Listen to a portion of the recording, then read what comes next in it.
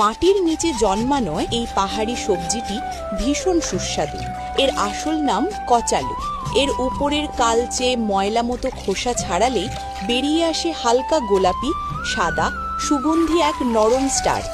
প্রথমে আমরা গরুকে খাওয়ানো শুকনো ভুসি জ্বালিয়ে তৈরি করি কালো ছাই, কারণ এই ছাইয়ের ভেতরে থাকা প্রাকৃতিক ক্ষারীয় উপাদান কচালুর জ্বালা আর বিষাক্ত প্রভাব ধীরে ধীরে নষ্ট করে দেয়।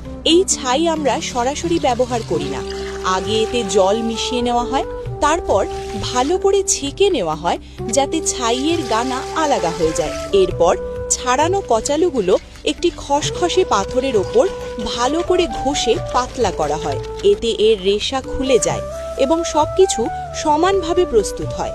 এখন এই কচালু সেই ছাইয়ের জলে মিশিয়ে একটি পাত্রে ছড়িয়ে দেওয়া হয় এবং পুরো 24 ঘন্টা এমনই রেখে দেওয়া হয়।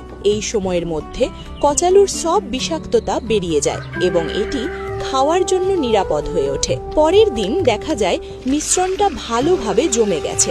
এখন এতে জল ঢেলে বরফের মতো বড় বড় টুকরো করে কাটা হয়। এই টুকরোগুলো দেখতে হয় স্পঞ্জের মতো এবং সামান্য পিছলো।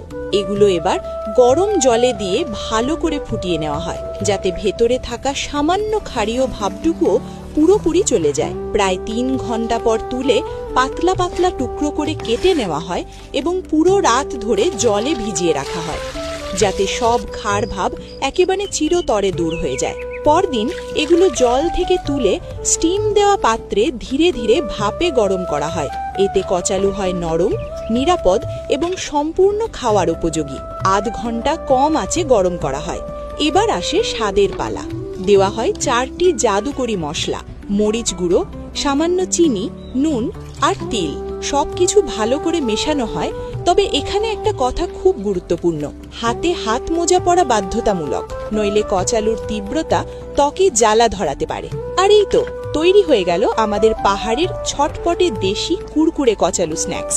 হয়তো বাজারের কুরকুরের মতো অতটা ক্রাঞ্চি নয়, কিন্তু স্বাদে আর স্বাস্থ্যে ওগুলোর থেকে বহু গুণে এগিয়ে। বলুন তো, আপনিও কি এই দেশি পাহাড়ি কুরকুরের স্বাদ নিতে চাইবেন?